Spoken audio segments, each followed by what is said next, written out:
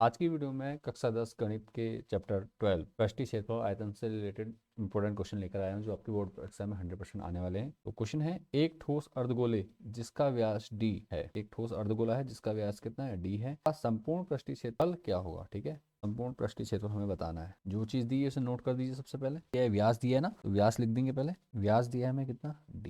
त्रिज्या हमारी व्यास की आधी होती है तो हम त्रिज्या ले लेंगे। त्रिज्या क्या हो जाएगी हमारी, त्रिज्या त्रिज्या को हम r से दिखाते हैं, स्मॉल r बराबर क्या जाएगा, d/2। व्यास की आधी, व्यास हमारा d है, ऑलरेडी d दे रखा है, व्यास को हम d कहते हैं, डायमीटर, d/2 हो जाएगा। क्लियर हो गया। अब निकालना क्या हमें, संपूर्ण पृष्ठीय क्षेत्रफल। ठीक है, पहले तो गोले का क्या होता है, गोले का जो संपूर्ण पृष्ठीय क्षेत्रफल होता है वो होता है 4πr²। मैं बता दे रहा हूँ 4πr² होता है, लेकिन हमारा अर्धगोला है तो हमारा क्या हो जाएगा, बटे 2 हो जाएगा। ठीक है, बटे 2 हो जाएगा। तो ये काट देंगे, 2 से 2 कटेगा तो क्या लिखेंगे हम यहाँ पे, सीधे लिख देंगे 2πr²। मैं लिख दे रहा हूँ फॉर्मूले को, 2πr² प्लस क्या हो जाएगा, इसमें जोड़ देंगे हम, क्या अर्धगोला है तो अर्धगोले का ये तो हो गया आधे भाग का। ठीक है, बचा हुआ अर्धगोले में क्या बचा, एक वृत्त बच जाएगा ऊपर। ऊपर से इस प्रकार से जब आकृति बनती है तो ये वाला जो एरिया है इसको हम ऐड करेंगे इसमें। ठीक है, नीचे वाले का तो कितना हो जाएगा वक्र पृष्ठीय क्षेत्रफल 2πr², और जो ये एरिया है इसका जो हो जाएगा वृत्त का ऊपर वाले हिस्से का हम ऐड कर देंगे, क्या, πr²। वृत्त का क्षेत्रफल πr²।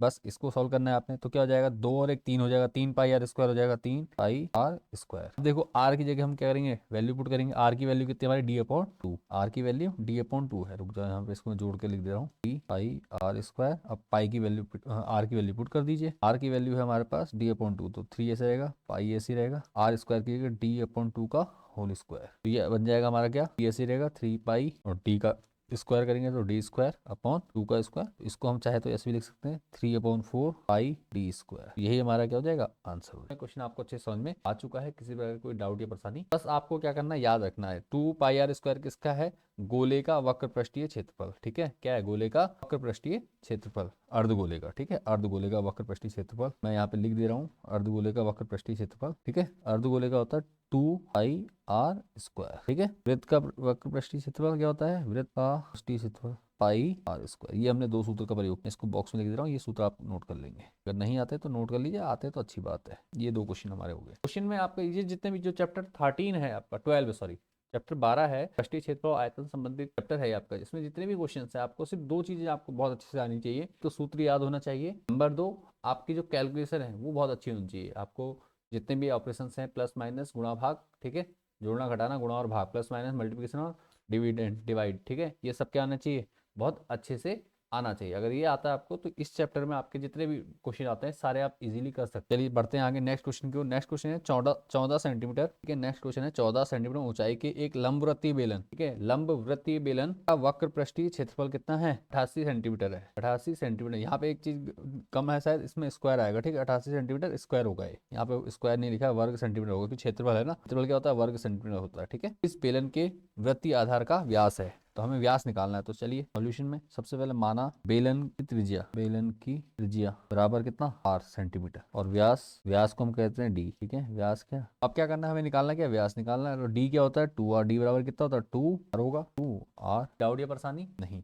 अब दिया है वक्र पृष्ठीय क्षेत्रफल, तो बेलन का वक्र पृष्ठीय क्षेत्रफल है दिया हुआ है, लिख देते हैं बेलन का वक्र पृष्ठीय क्षेत्र। तो हमें दिया है 88 वर्ग सेंटीमीटर, लिख देंगे हम यहाँ पर सेंटीमीटर। क्लियर हो गया। अब देखो वक्र पृष्ठीय क्षेत्रफल क्या होता है, बेलन का वक्र पृष्ठीय क्षेत्रफल क्या होता है, आपको पता है 2πrh क्या होता है। मैं सूत्र लिख दे रहा हूँ 2πrh। ठीक है, 2πrh होता है सूत्र, बराबर कितना हो गया, 88, आ गया 88। क्लियर हो गया यहाँ तक।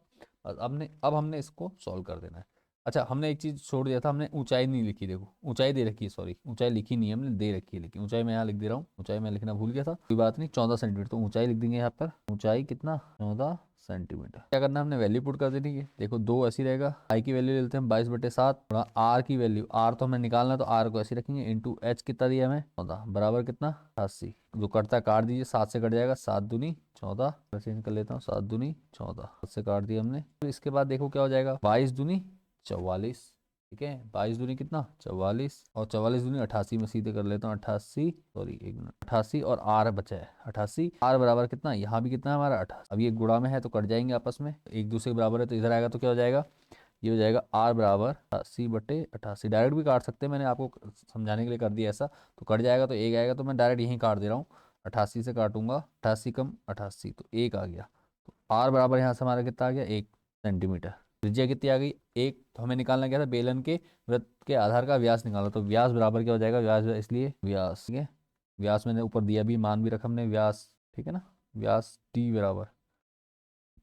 बराबर हो जाएगा हमारा 2r।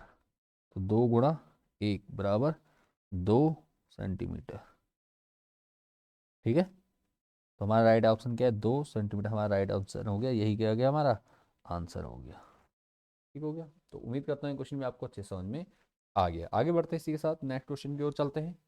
एक ठोस में r त्रिज्या वाला एक शंकु उसी त्रिज्या वाले एक अर्धगोले पर अध्यारोपित है। मतलब एक अर्धगोला इस प्रकार से, ठीक है, इसके ऊपर एक क्या शंकु जोड़ रखा है, ठीक है। ये है दोनों की क्या त्रिज्या। अब चित्र थोड़ा सही नहीं है तो समझ जाएंगे आप, ठीक है, आप लोग अच्छे से बना लीजिएगा। ये देखिए इसकी त्रिज्या और शंकु की त्रिज्या और अर्धगोले की त्रिज्या क्या दोनों बराबर है, ठीक है। और जो क्या दिया है, r दिया है। हमें शंकु की ऊंचाई ज्ञात करनी है।